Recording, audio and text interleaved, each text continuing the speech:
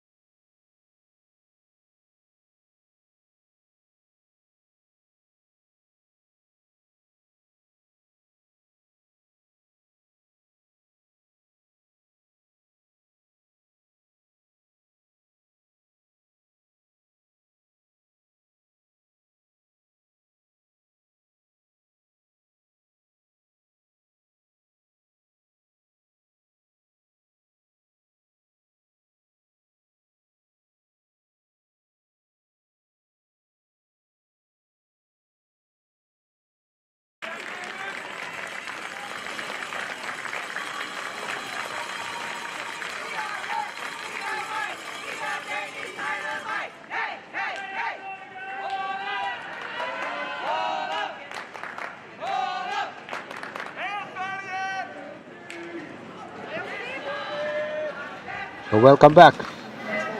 Boys top 16. And like mentioned before, after this round we're going to redo the lanes once more, and from then on both boys and girls will be playing simultaneously until the very end. Okay, we are ready to start Boys Masters first round. Good luck, good bowling.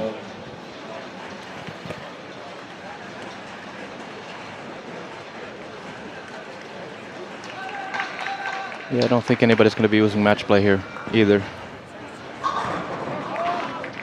So the pace of play is going to be quick again.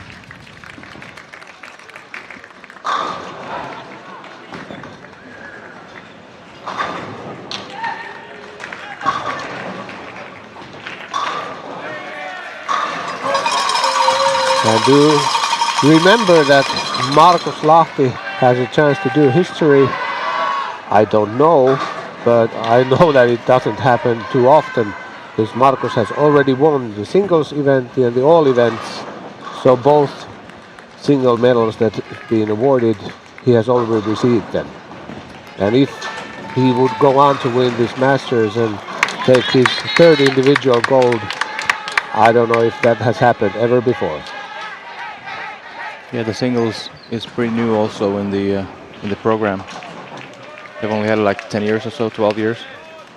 And if they use this format 10 times, I doubt that there's a triple time winner.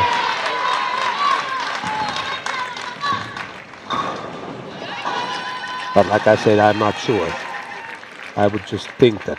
I would think if it has happened, it has been Carlin within the last few years.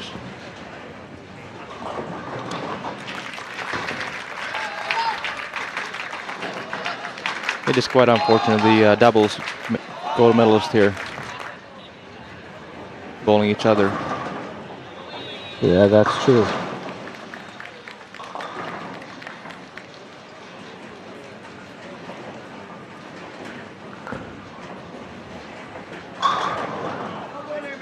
And another solid 8.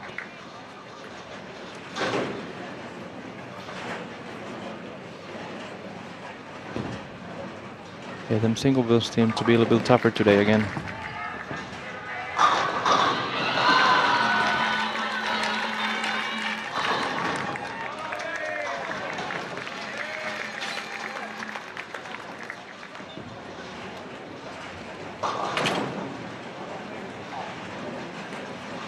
A quick glimpse through the field, it seems most of these boys have decided to go a little more direct line than so far in the week.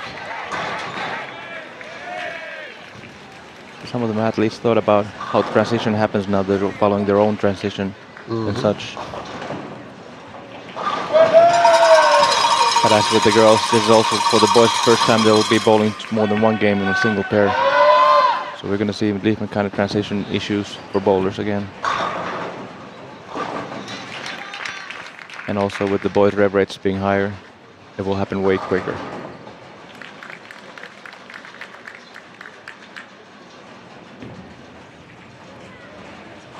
There is not a single lefty. Mihai is left-handed. Mihai. Oh yeah, one lefty. But I guess in the whole tournament there weren't too many lefties. No, it was not too many. But the different ratio in the boys' pattern was enough, I guess, to not make it so favorable for the left side. You and I know that the center normally isn't too bad on that side.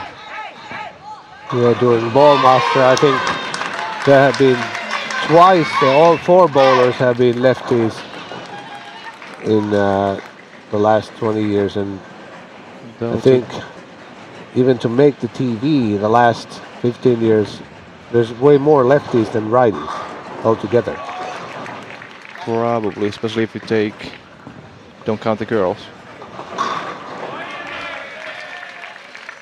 But to be honest, I don't think there were that many lefties bowling at all this week, actually. Yeah, that's what I actually meant a couple of minutes ago, that I didn't see any lefties playing at all.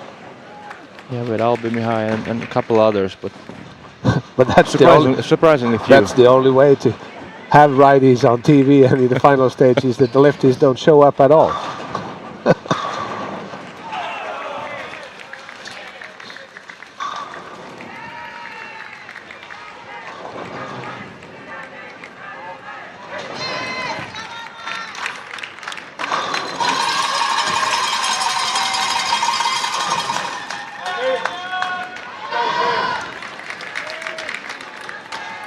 I will not miss those cowbells. Going home tomorrow, I won't be missing them, hearing their voice live. I like the atmosphere and so, but hearing them close to your ears, well, not too pleasant.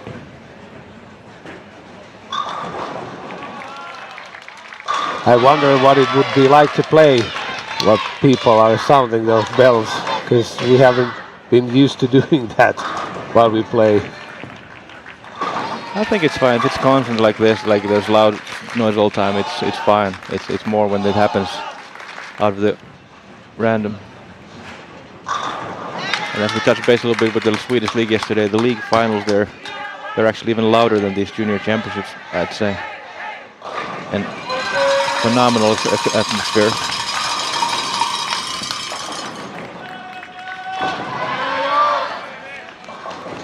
Back-to-back opens on lane 22 there for Jussi, and Emil keeps the match even. Pretty much every match is still anybody's game.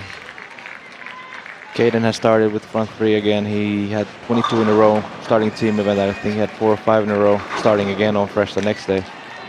So he clearly likes the fresh. Malta guy, Kaiden, who shot that incredible... That's Caden I'm talking about, yeah. He has loved the fresh last couple days. He's the only one with front three. That's actually a little surprising.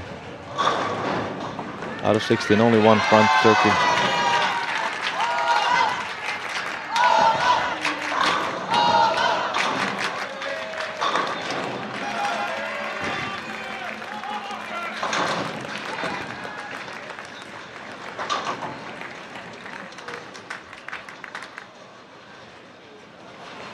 In this match between Emil and Jussi. No strikes on lane 22, all strikes on 21.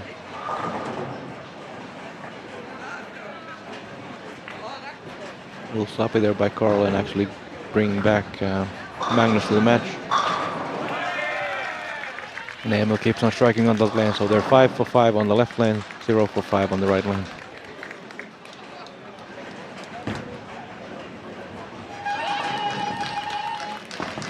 To be honest, I wasn't paying attention enough on the warm-ups to see what's happening strategically. But I'm a little surprised how little strikes there are at the moment.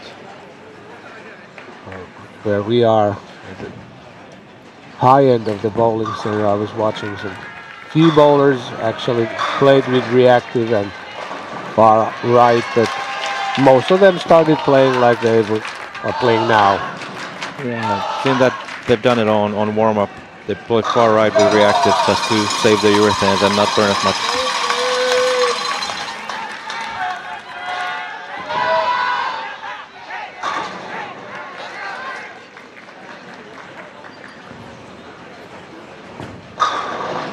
As the Romanians are righty-lefty, assume they should be scoring pretty good in this match.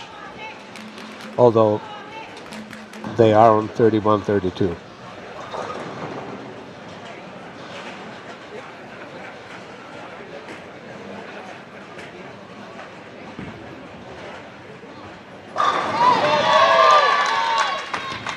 Yeah, Caden's ball there hit the pins like a freight train.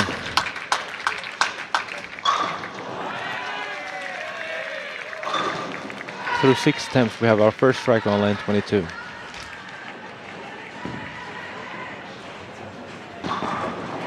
Great shot there by Magnus, taking the lead from Carl as he had the 4-6 in the 6th frame.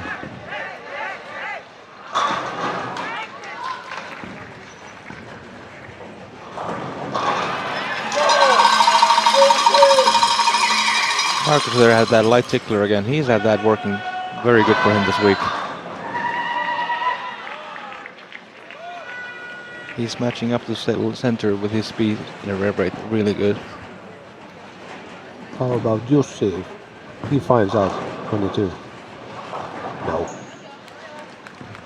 I think he's in his head that he doesn't want to make it easier for Emil, so he's actually nearly left the fourth arrow already. So my guess is that he's going to jump right about 10 or 15 boards at some point when he runs out of room. Though these best out of 3 matches can be over really, really quick.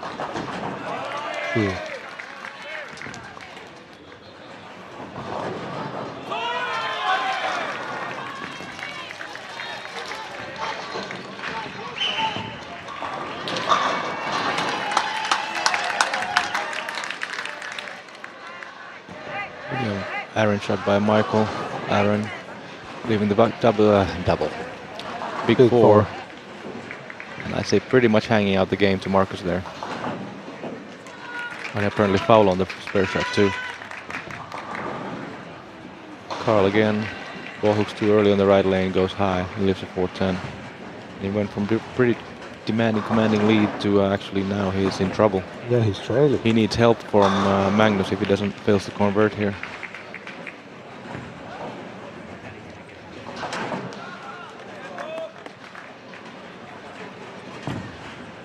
Magnus only needs to stay clean.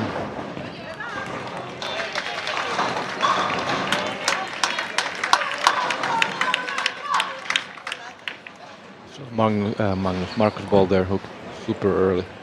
Baby split. Yeah, most of these lanes are starting to hook almost at the arrows already, so most of them are thinking that I'll be left of my opponent and definitely not create any holes for them. So this will turn into a grind fest soon.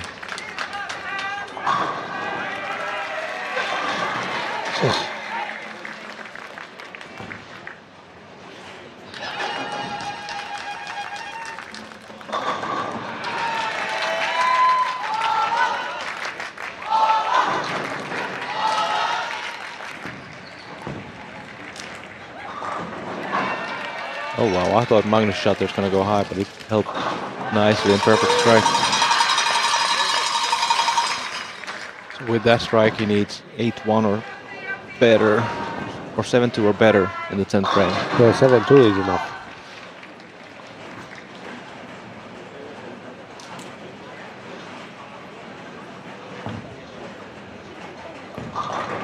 Just actually move a little further right there, close to third arrow.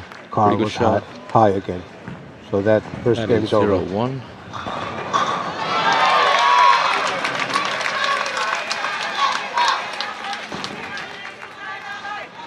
Marcus strikes 236 max 16 over. Michael with 6F foul max 226. So if Michael strikes out, Marcus needs 2 in the 10th. Emil takes game 1. David there had a chance to put pressure on Tuna.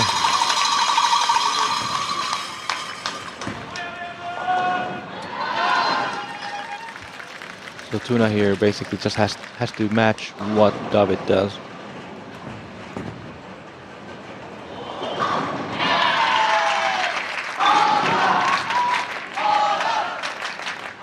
That's a pretty good strike. And Michael struck. So it's a 10-point game going to the 10th between Marcus and Michael.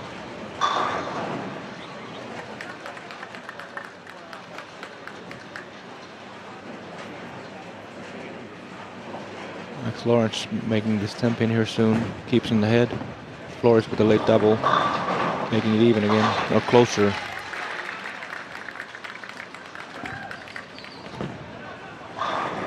Mate here on the end pair, leading 2-4-5. Puts the possible Liity of a tie. 228.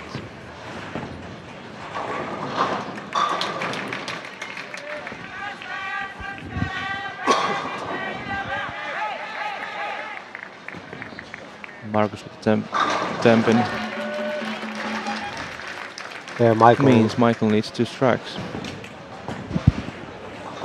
And Mate missed that 2-4-5. I actually thought about it in my head. Same here. Is he gonna make that I didn't want spare? to jinx it, and he did not. It's 2-4-5 in no means, especially when you're half hooking it. It's not easy when there's dry here and there and oil. Flores, great shot there. Still behind, but really putting the pressure on. Max has been Max. hitting the pocket and leaving those 10 pins that are actually quite far from striking. Yeah, he throws it so hard and direct that it's not a great reaction. Michael, pretty good shot. And I'm sure he'll be thinking, why did I foul on that spare shot on the big four? Because otherwise I'd need an 8 spare now.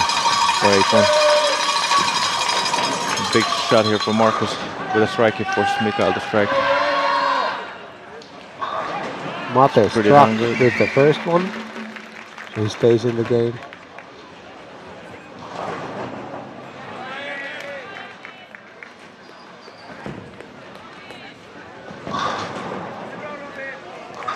That was in. Slightly fortunate to leave only the 6 pin. Ahead by 2, though Mate has a chance to win with a strike. And he's playing on 31, which is a clear advantage. Yeah, he has 4 in a row on that lane.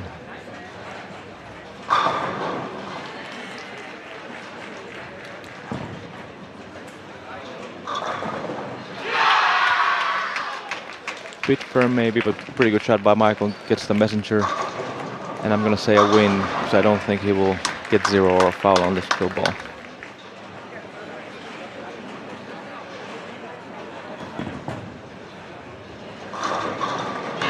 And Wow. Mate was also it very wasn't really a fortunate. strike-deserving shot, No. but it struck. Pulled it terrible, but I'd say pretty identical shot to what Mihai did. Fortunate to get the 4-pin trip. Obviously, which happens quite often with urethane, because the ball is not going so violently through the pin.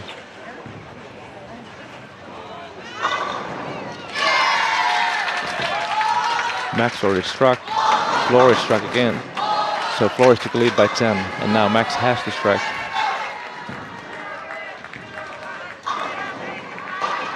no.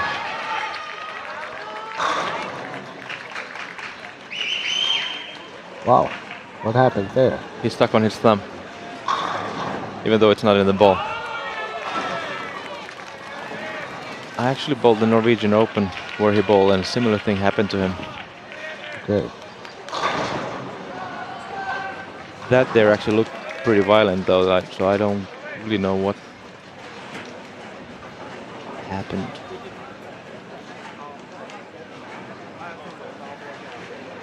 Though if Caden doubles, he does need 1 more strike.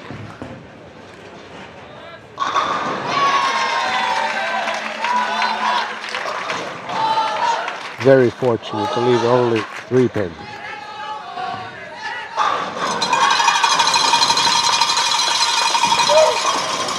Yeah, I guess Matthias digged his fingers pretty deep in the ball. With a spare and a strike, Caden forces Matthias to strike once more. Carl there solved the right lane, but now he got into trouble on the left lane, going slightly high 490. And Magnus had a great chance to put a lot of pressure on Carl now.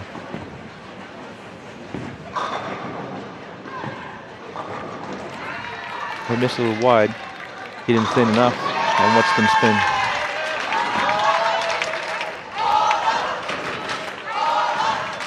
Great shot by Matthias, and he won the first game.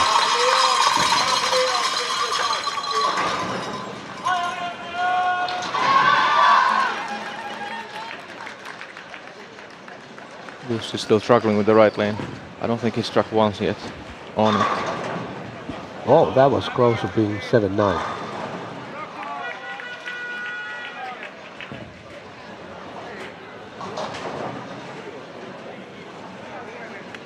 And that there by Emil is the reason why Jussi was bowling left of him the first game. Trying to force that to happen.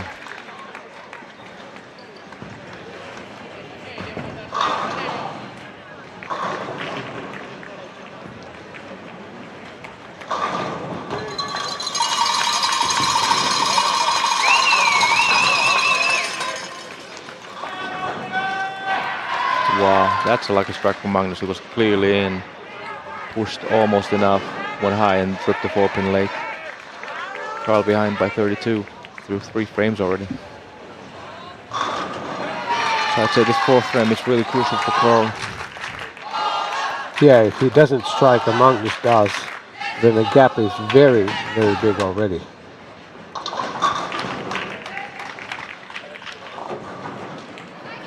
As we saw already in the 10th frame, Mikael's ball reaction was getting a little weak down lane, and it's happening more and more. So I'd say Marcus is the favorite on this game at the moment. Identical to first frame, slightly high for Carl and 4-9. And if Magnus strikes now, Yeah, without a spare, it's almost 60 then. Yeah, it is tough.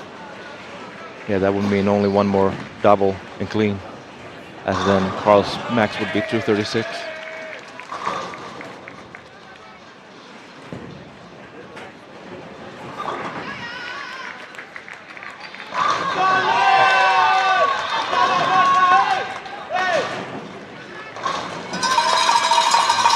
Emil and Robin both won their first games, but now trailing slightly in the second game. Oh, wow. That was actually a better shot than his previous on that lane. It hit the no man's land and left flat 10 with the body.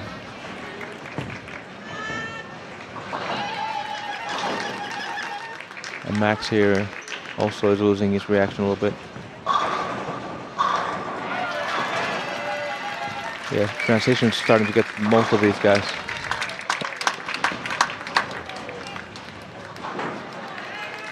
Small hope given to Carl. But important there for Magnus to take that count.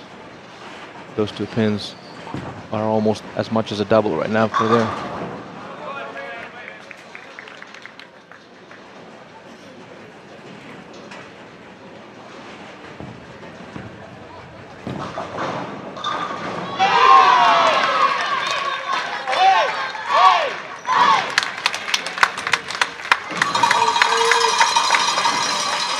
That was pretty darn good, that shot there by Carl. Perfect balance, perfect hit, perfect strike.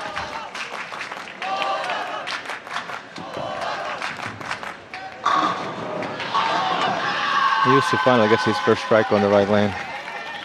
Up by 13, or 3 of Emil's strikes here. Which he did. Emil's slight move kept it a little more direct and found the oil.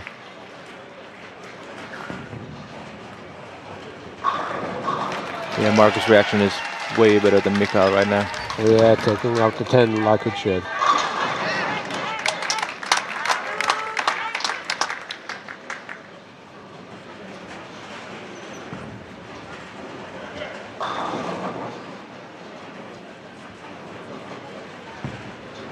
Getting with a double, now Mats leaving a 4-9. Starting to look like game 3 there too. Though it's definitely early. Carl makes the move, hits the pocket, gets the strike, but the tempo is a little late. It seems the left lane is giving me more than one issue right now.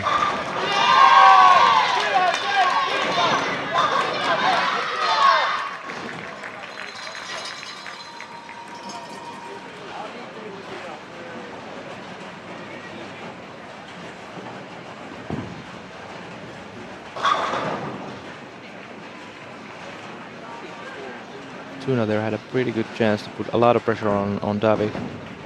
Fails to do that. And possibly actually lets Davi take the lead.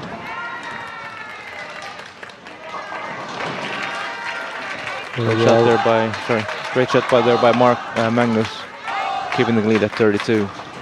And like you said, Hayden's and Matthias game is definitely heading for a third game. After Matthias left 2-10. Yeah, so often when you go slightly high, especially on the drier lane, he thought about it probably and now missed on the tighter lane.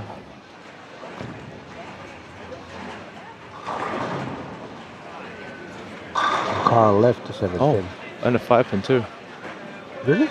Yeah. Yeah, he stayed on the little too long. It could have easily struck. Now he just left it both. He'll be feeling not so happy at the moment. 2 slightly high hits, both of them 4-9ing, and now the pins were flying, not flying, but moving, and 5-7. This best out of 3. Definitely hasn't been lucky. Not be unlucky.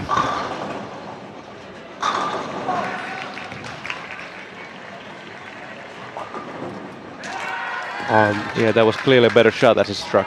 Yes. Emil and Jussi here both starting to strike and keeping at 3 pins. Tuna made that 3-10 split Yeah, and has struck the on lead the by right 4. lane already. Robin failing to double and Benjamin doubling. The lead is 30 for Benjamin and looks like a decider. Big shot here from Mikael as Marcus just missed the 10 pin. Good 9, 7 would have been way worse. Little relief from Marcus after that mishap on the spare. Yeah, if Mikael would have struck, he would have already taken a 2-pin lead. 3-pin actually. And that's one of those debates. Would you call it a 2 or 3 pin? I call it 2 pin because if you don't strike, you are losing that one. Yes, but I still call it 3. Yeah.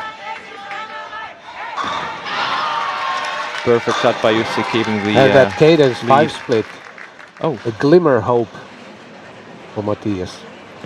Yes, he 'Cause actually you lose goes a lot. down on the count. Yeah, lose a lot of count. So he basically opened twice. Another 5-7. Yeah. And like I said, this transition bowlers following themselves, it happens so 5 quick. on 1. Oh wow. But Mate is 5 and 7.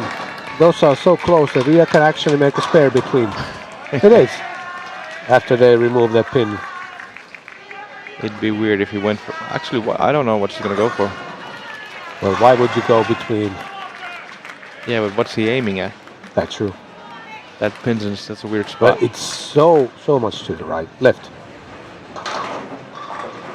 And with Tuna that with chop. a double and dive with the chop, that match should be over. Tuna just needs to stay clean. And this match here that seemed to be going to the decider guaranteed now is actually only 22 pins. True. So this shot here isn't as important. That next shot on the right lane for Caden is going to be a little nerve-wracking probably. Both Magnus and Carl struck, which means Magnus can afford one open already with a decent opening shot. And Tuna struck, so that game is over. Yeah, he only needs, what's that, 8-1 or 7-2 or 8-1 or better. You see there, almost a near 2 perfect shot. The 3 pin almost stood at the 10 pin. And that cannot be shut out. More than likely an open frame there for Magnus, but he only needs one mark of the 2, and that's with Carl striking out.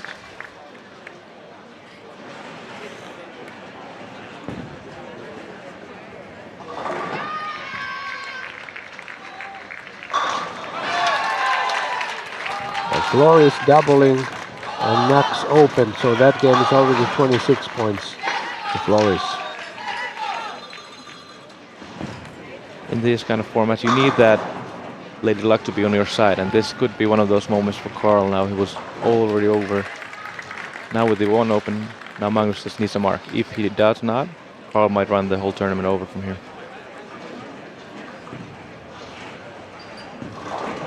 And that thing actually happened 2 years ago in men's European Championships. Eventual winner Jonas Jähi in his first match against Karsten Hansen.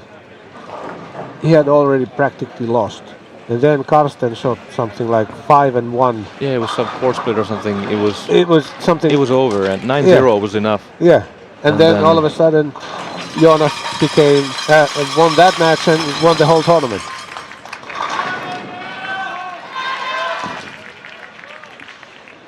Jussi failing to strike leaves the possibility for Emil to take the match here with 2 strikes.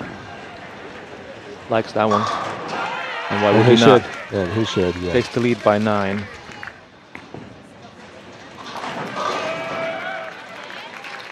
And Caden, even though he left that 9 pin, since Matthias didn't strike, his lead 23 is still pins, comfortable 23, yeah.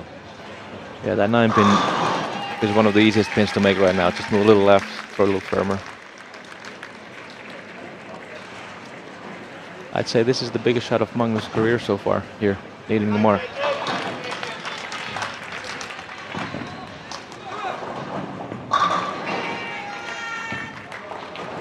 And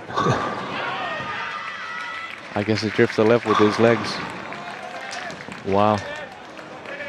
It's those things like it should have been over and how somehow it's not. Max missed that 4 pins, so that is also. So Carl might be the what you were calling yesterday säkäpelle here.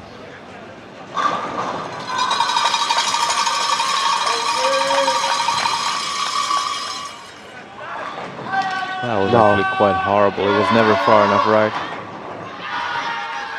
So it's tournament over for Carl. Wow. That's a lot of weight for Marcus there.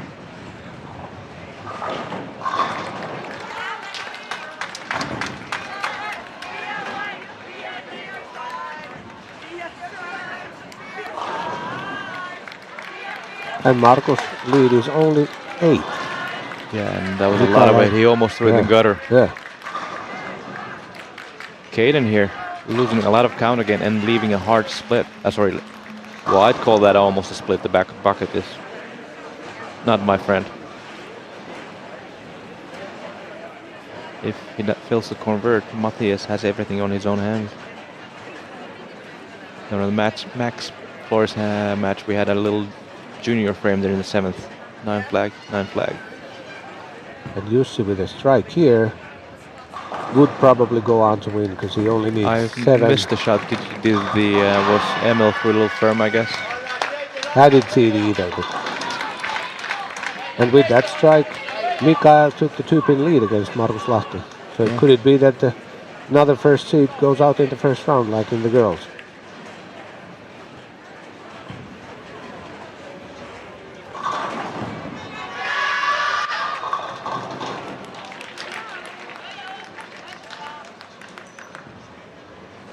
Well, that's a doable pair, that 3-6. We're not saying that Emil is 100% sure to make that pair of that 2-4-5. Although I think it's going to make it, but... Yeah, Jussi's pairing is kind of irrelevant though. That's true. He made it. Yeah. And I sometimes had a feeling that Emil's going to make it. So did I. I thought Jussi's going to throw a better shot. So Emil is through. And Marcus left 2 pins again. Which 2 were they? I didn't see that. Mihai here failing to strike. Assume it was a pretty good shot, 8 pin. Looks a glimmer of hope for Mate for this game. And I missed, but Caden did also miss that spare there. Matthias doubled and now struck it first in 10th. So he's already leading by 2 before the frame, now by 12. So Caden has to strike and then wish for a mistake by Matthias. Yeah, some help from Matthias. And with that strike, it's already... Oh, Benjamin 14. here in the 9th frame missed a single pin and now failing to strike. Robin put a lot of pressure on him. Spare here in 10th anyway is enough though. He should not be in this situation either. He's happy to see that, I'm sure. Marcus not striking. Leaves the job easier for Michael, yeah. So. A lot of deciders, 5 or 4. But also it looks like that the top seed goes out again. So Caden actually ended up losing that game by 30. That's wow. Yeah. After 4 frames, who would have thought?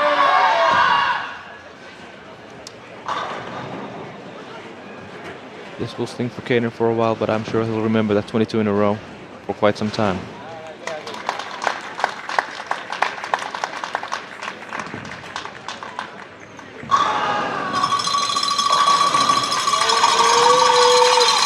And that's enough.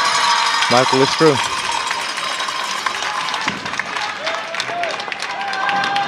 Mate on 32, light mixer, and that is a tight game. Yeah, there's all kinds of scenarios still from here. Yeah, it could be a tie. Match could be already over. But no, Mihai showed us that some of these guys can actually make spares. So technically he's 1 ahead. But it could be over already. Oh, wow, Mate put the ball down and lets Mihai go first. 9 here by Mihai is important. as then that forces Mate to strike. Yes. And I'm pretty sure Liity is going to do that. I think so too. He's going to hit the pocket and strike or at least a 9 count. Well, he did a 9 count, but not from the pocket.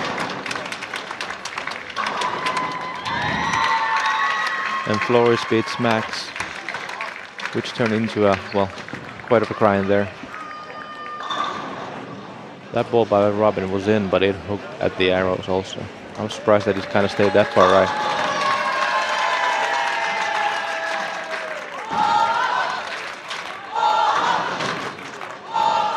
Oh no. So now we have 2 game 3s. It was definitely a better shot than Mihai. Slightly high, but it easily could have struck. True.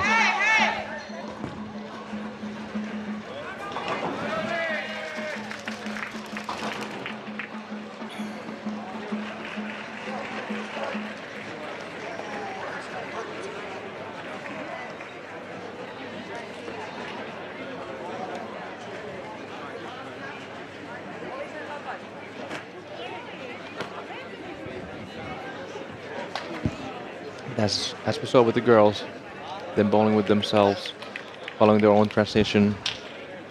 Both bowlers normally close to each other. Transition is quick and the scores go down. True. What's the high score? 471. I'd say that's still surprisingly low for the highest score of the whole field. What was that? Säkäpelle. Allihoppas friend. I'll mention that again. In my mind, that should be 10 spare. You got your 10 pins, you don't lose count, but you should not be able to double on it.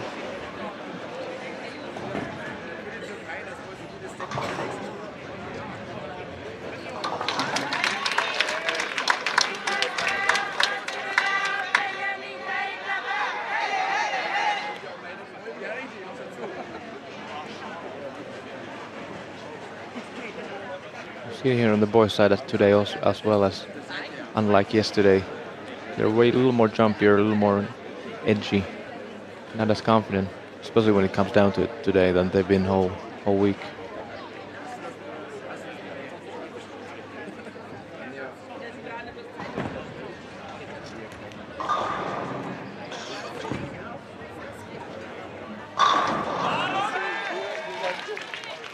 I'm gonna go out and say that it's not the best double Robert has thrown in his career. Yeah, shot-wise. Oh, Mihai left for 6. And also Mate has a weird 6, 9, 10 with wooden pins, with twisters that stays there many Quite times. often, yeah.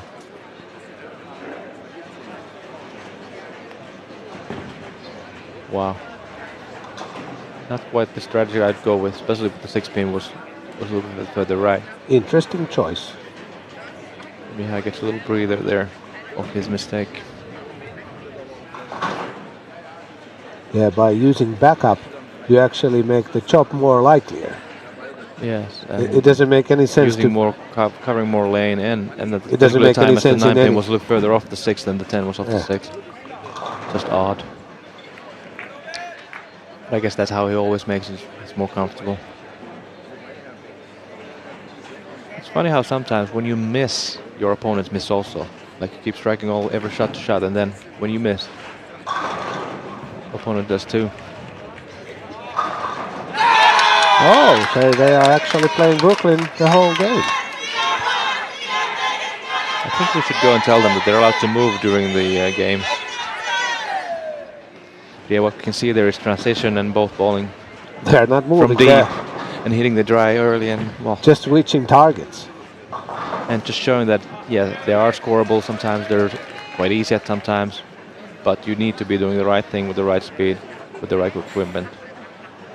If not, you are not striking. Back in the days when I used to go to Greece and play league over there, and they always had tough patterns, and the quality of play wasn't that high. in one particular match, our opponent shot 7 or 8 Brooklyns in a row. That's skill. It is. Carried everything? Yeah, yeah. Nice. And every strike were Brooklyns. Pretty good shot there, but the ball, the last 20 feet, is not doing a good thing.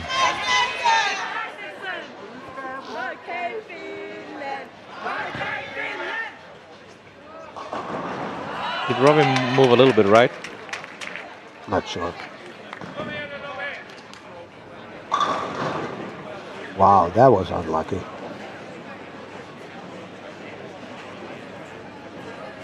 Another again, typical reaction. And again, they're a little surprised that lefty bowling righty, they're not scoring more than that. Though they are on that, not the best pair of the center. But for lefties, 32 is okay.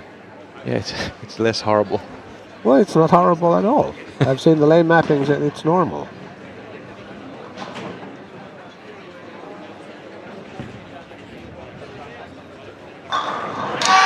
That one was good. Great shot though. You could see in his body language that he had no clue if it was going to come back or not the right way.